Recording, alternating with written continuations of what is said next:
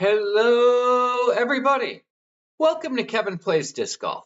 Today we have a playthrough and course review from the disc golf course at Patch Park in Charlestown, New Hampshire.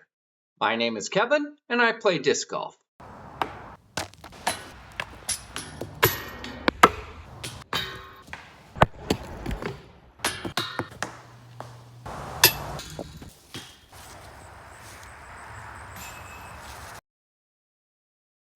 Filming on course for this video was done on April 30th, 2025. The course originally opened in 2015. If you're coming from Vermont, from exit 7 off Interstate 91, go east on US Route 5 towards New Hampshire. After about 3/4 of a mile, Route 5 will take a left and you should continue straight on Route 11 across the Connecticut River into New Hampshire. About a half mile after crossing the river, take Douglas Road on the right. This will continue straight into Patch Park, and you should park in the first parking lot on the left near the playground. If you're coming from the south from Charlestown, New Hampshire, take Route 12A until you reach the intersection of Route 11 to Interstate 91 and Vermont. Turn left to follow Route 11 towards Vermont. After about a half mile after turning onto Route 11, Douglas Road will be on your left. If you are coming from the north from Claremont, follow Route 11 and 12A until they split, and then follow Route 11 on the right towards Interstate 91 and Vermont. About a half mile after turning onto Route 11, Douglas Road will be on your left. Aside from it being windy, the course was in about as good of a condition as one could hope for. The park does appear to be well maintained, so I wouldn't expect the grass to get too long. As the property slopes towards the river, the entire course likely drains better than most, and is less likely to have wet, low-lying areas. There is only one course configuration. The park is open from 8 a.m. to 9 p.m. Alcohol is not allowed in the park. Trash is carry in, carry out. There is a porta potty in the parking lot near the basket for hole 1. Dogs are not allowed. This is a multi-use facility and there are a lot of uses. Hole 2 crosses the soccer field. The south softball field can come into play on holes 2 and 3. Holes 7 and 8 cross the volleyball court and the main picnic area of the park. Hole 4 also crosses a parking lot, so I recommend choosing another tee location for holes I did unless the parking lot is empty. There will be more details of this in the main part of the video. There are also some walking trails here, so be sure that the path for your next shot is clear, and if there is an event going on using those facilities, I suggest skipping the hole or holes and move on. I'll have my overall review of the course at the end of the video. Be sure to post your comments as to your thoughts of what looks fun and where you think the problem areas are. The tee for hole 1 is at the corner of Douglas Road in the parking lot. You should see the 2 large white plastic posts that mark the tee for hole 1 as you make the turn into the parking lot, and hole 1 runs parallel to the upper side of the parking lot. Now we'll go directly to the tee for hole 1. This hole 1 at Patch Park is a 143-foot par 3, dogleg right. The tee boxes are white posts in the ground. They are pretty easy to see. The basket is just behind the porta potty. I would kind of treat this rock line as out of bounds. It is fairly windy today, so we'll see how this works out.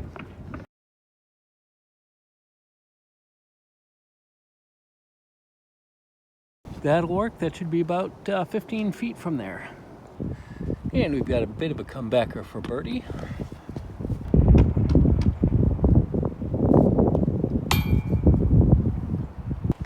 And we'll take our 3 and move on.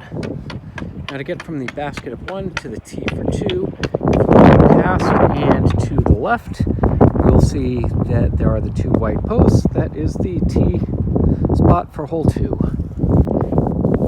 Discless hole 2 is a 419-foot par 3, straight ahead. We cannot see the basket from the tee, however, it is directly underneath the rightmost branch of that green bushy tree off by the baseball field.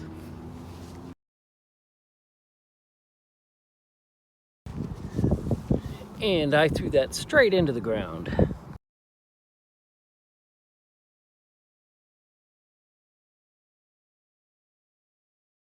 Well, that is better, and I will say I'm going into a pretty stiff headwind here.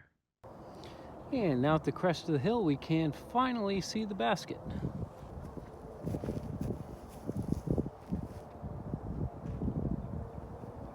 That's one where I'm glad the trees knocked it down early. And let's see if I can make a putt for 4.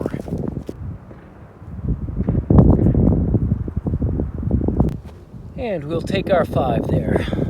From the basket of 2, we are literally right next to the tee of hole 3, right here. Udiscless hole 3 is a 325-foot par 3, dogleg right. The tees are a little bit misleading. The basket is actually back on the other side of the gazebo. You're intended to stay low and to the left of the gazebo, and then the basket is a bit beyond that.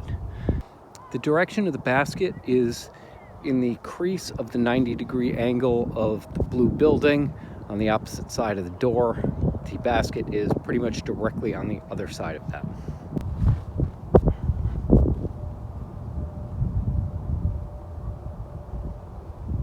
Can throw much farther with the wind than against it. This would be a long birdie from here. No birdie, but easy 3. Udiscless hole 4 is a 272-foot par 3. However, there are no T signs, and I'm wondering if they are in the process of moving this. It looks like this parking lot is relatively new here, and there's a car and that maintenance building are well within reachable range from where the tee is supposed to be. The basket is in the location that it's supposed to be, so I'm going to play this slightly differently. I'm going to move up here just so I don't hit the cars, so we can show you the green, because the green here is by far the most interesting of the holes so far.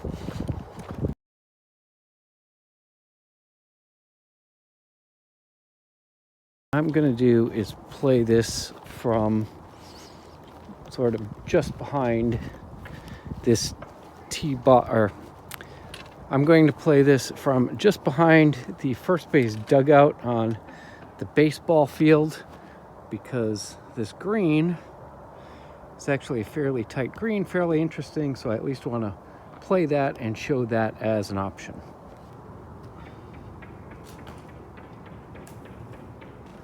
You obviously are going to have to watch out for cars on the road no matter which way you end up playing this. I kind of hope they move the tee of hole 4 out there in the field somewhere so it doesn't interfere with anything else, because as I mentioned, this is by far the most interesting basket location of any of the holes so far. To get from the basket of 4 to the tee of 5, if we continue on down the road towards the lake, we have a porta potty, and just past the porta potty we have the tee for hole 5. Udiscless hole 5 is a 241-foot par 3. It is a significant dogleg to the right. We have to go out to the left to get around the trees, but the basket is tucked in behind the trees into a little cove on the right. So if we were looking in a straight line parallel to the road, the basket is probably 40 to 50 feet to the right of the road and tucked in a little cove, more or less in line with those high shrubbery tree line there. And here we have a significant crosswind going from right to left. So the good news is that we're probably not going to end up in the trees. The bad news is we may end up with a very long second shot. One other thing to note, this pine branch that's down here, that is right in the middle of the line of where I would like to throw.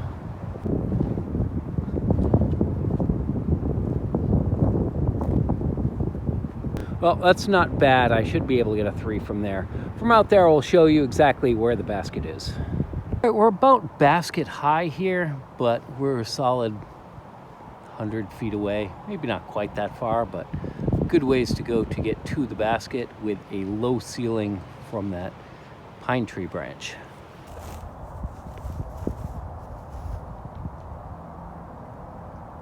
Well, that's up in a tree. Well, to give you an idea of the wind here today, the wind blew the disc out of the tree before I got here. So I have a par putt for 3. With the rock wall behind the basket, to get from the basket of 5 to the tee for 6, if we turn to our left, we have the tee for hole 6 right in front of us. U-Disc lists hole 6 as a 394-foot par 3. Couple things to note: that we're right in line with the hedges. The basket that is behind the hedges, that is the basket for hole 7, not the basket for hole 6. The basket that we are going to is just to the right of that one lone pine tree past the rock wall and next to the white posts. Those white posts are the tee for hole 7, so we have a good idea of where 7 tee is, and the tee for hole 8 is immediately to our right. So we can see a good chunk of the course of where we are going from right here.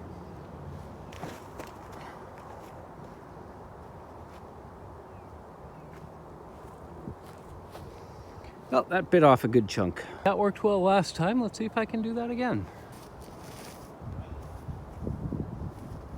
Nope, threw that right into the ground. The question now is how to play the wind. I think I'm gonna go super overstable. I'm close enough to use my number 2 hook shot, I think, which, again, with this wind, hopefully I can knock it down close to the basket.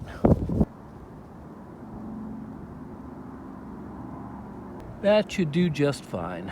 So with the baseball field to our left, we can see just behind that is the tee for hole 7, where we are going next. U-Disc listed hole 6 as a par 4, not a par 3. A little bit odd that that would be the first par 4 on the course, but that means I got a par on hole 6, so hooray. Now here we're at the tee of 7. One other thing to note is that if we look behind us to the tree line, we can see the basket of hole 8 down by the water, and then the tee for hole 9 up the hill a little bit, and then if we turn to the left, just behind the baseball field, we can see the basket for hole 9. So by the time we get to hole 7, the tee of 7, we have seen all of the baskets and tee pads at this point on the course. U-Disc lists hole 7 as a 318-foot par 3. Again, this is the one that is on the back side of the trees.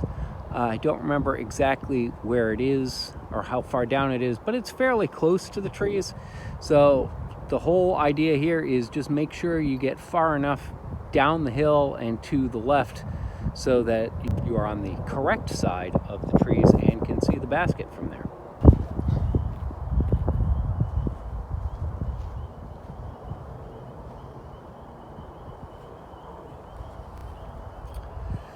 Well, that's certainly far enough down the hill. We can see the basket from here. Again, the wind has sort of shifted directions. Again, of course, the wind is always against us.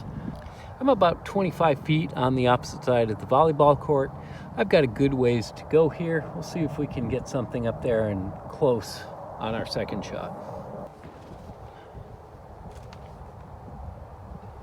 Nope, I pulled that one horribly bad. The wind has picked up again, and it's again sort of coming off the water now, but in the direction going from left to right. So, and it's pretty stiff breeze. So we'll see if we can get this one close.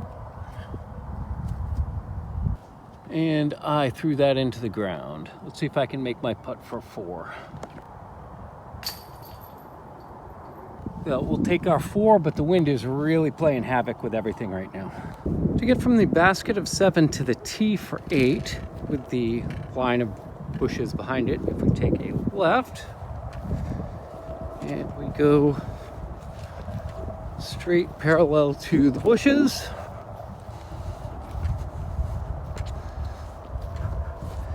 and just in front of us we can see that we have the tees for hole 8.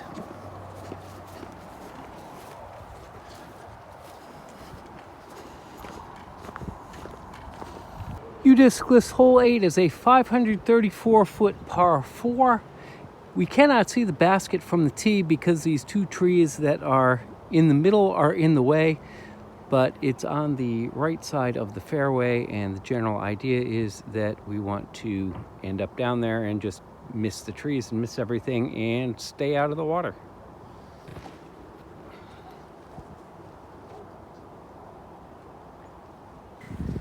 I will take that as a reasonable drive.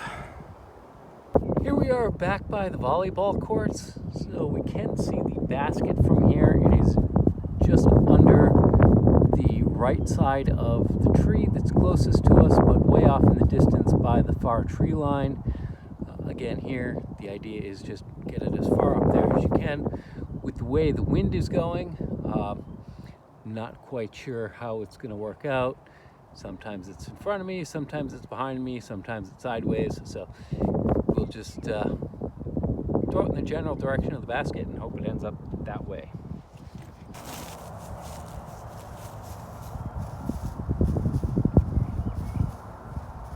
Bad news is I popped that up. The good news is it went back in the direction where I want to be, towards the basket. So with this being a par 4 and they're in 2, I've still got a shot at a par from there.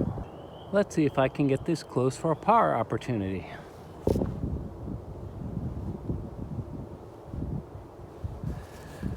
It had a nice little cut roll towards the basket. That should be an easy par from there. POV drop in for 4. All right, now with the river in front of us, if we turn around from the basket of 8 and we see the tee for 9, we have the tee for 9 directly in front of us. Udisclus hole 9 is a 251-foot par 3, significantly uphill. We could see the basket earlier. It's sort of in line with the back section of the backstop tucked up against the woods. One thing to note here is that the woods on the right side do significantly intrude into the path of where you want to throw. So you really do need to get further out left, especially with a left to right wind that we have now, to make sure that we don't end up in this brush, because it's thick enough that there's a chance you could lose a disc, or it could end up getting somewhere where you don't want to. Or even if not, it's thick enough where it's going to be very difficult to do anything other than just chip out into the fairway from where you end up.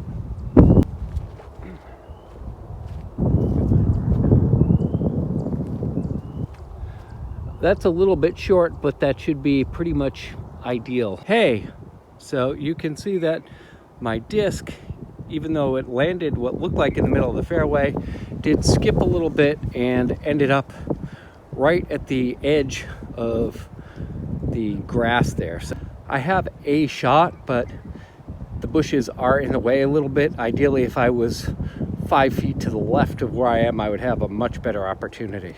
But we'll see what we can do. Final POV putt for par. There we go. To get from the basket of 9 back to the parking lot, we need to go quite a ways back, but it's not that difficult to get there. We can actually see where we're going. We just go on the other side of the gazebo over there. So it's a bit of a hike to get there, but we can pretty much always see where we're going as long as we go behind the baseball fields and just be cognizant of others playing their events. It looks like there's some softball practice that's about to start here that we dodged earlier. Now, if there was something going on, there is a path to go behind and around the softball field to not disturb them. The gazebo and the porta potty are good markers for where to go. And here again, we are walking across the field. If other people are playing, we need to just be cognizant of that. We end up crossing holes 2 and 3 on the way back. It looks like there may have been markings on this upper field for soccer. Something else we may need to contend with if you're playing in the fall rather than the spring. And here we are back at the parking lot. There were no active upgrades that I saw at the time of filming. The thumbnail for this video is from the tee of hole 7. This gives you a good view not of just hole 7, but also of 6 and 8, and it gives a good idea of what the park is like as a whole. My favorite hole is hole 5. It is one of a very few places on this course where your target isn't in the middle of a wide open field, and the basket location makes it feel rewarding if you can do well on this hole. Honorable mention goes to hole 9. My least favorite hole is hole 2. A large part of the reason for my dislike of hole 2 is the difficulty spike from hole 1, a 128-foot par 3, to hole 2, which is a 419-foot par 3. Hole 1 does not do a very good job of introducing the course, as it is the shortest hole by over 100 feet, and about the only thing it does to show what the rest of the course is like is that it is a nearly open shot to the basket. Suddenly, with hole 2, you have a hole with the same par that is over 3 times the length of hole 1. The obvious solution to rectify both of these issues would be to make hole 1 100 or so feet longer and hole 2 100 or so feet shorter. This would still keep hole 1 as the shortest hole on the course to get warmed up and reduce the difficulty spike to hole 2. Now, there could be issues with moving the basket onto the soccer field, as I could not tell where exactly the boundaries of the soccer field were when I played, but I feel this can be avoided while still balancing the lengths of the holes, and it would help a lot with the overall course flow. Hole 4 is my biggest disappointment of the round, enough that I created a brand new category just for this course review. It has the most interesting basket location on the course, but the tee is not marked. It is also likely to be the best hole on the course from the originally intended tee location when it is playable. Unfortunately, in the 1.5 hours or so that I was on the property, it became clear that this hole is going to be unplayable more often than it is playable due to the parking lot and the road. My suggestion would be to move the tee of hole 4 to the foul ground of the north softball field, where you would see it from the fairway of hole 3, and play to the current basket of 4 with a mando left of the dugout on the first base side. This would mean that it would cross the north softball field and not be playable when it is in use, but it would also avoid the lower parking lot that is going to be full when the softball field is in use anyways, and be playable when there are cars in the parking lot but the softball field is not in use. Hole 9 does a good job of ending the round, being mostly open, but with the added bonus of an excellent tee shot potentially leading to a birdie. It is one of the shorter holes on the course, but it does play longer as it is significantly uphill. Though it is a good hole, it isn't special enough to make me want to play the course again. Course navigation was easy here except for 3 locations: finding the baskets for holes 2 and 5, and finding hole 4 in general. Hole 4 is the only hole that does not have the large white posts that mark the tee box, and with the basket tucked into the trees, it is a bit challenging to find, especially not knowing where the tee is. Relocating the tee for hole 4, as I mentioned earlier, would help the navigation issue here. Navigating this course is like reading the directions for shampoo in the shower. Lather, rinse, repeat, but every once in a great while the bottle will slip out of your hand and drop on your toes and be unexpectedly painful. In general, this course is very safe for discs. Aside from throwing a disc off line and high in the trees, or going way too far to the right on hole 8 and ending up in the river, there isn't really anywhere to lose a disc.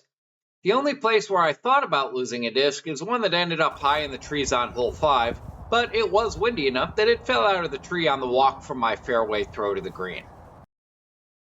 The course has no tee signs. The tees are the grassy areas between 2 large white posts on all holes except for hole 4. They're not great, but they're easy to find. I'm not sure exactly what baskets are used, but they're a Mach 5 style and powder-coated a bright peach color. This color shows up well on camera and is easy to see. They're not spectacular, but they're fine. One of the big questions I have is who is the target audience for this course? Hole 1 near the playground would imply that it is good for kids to learn on, but no other holes are like that.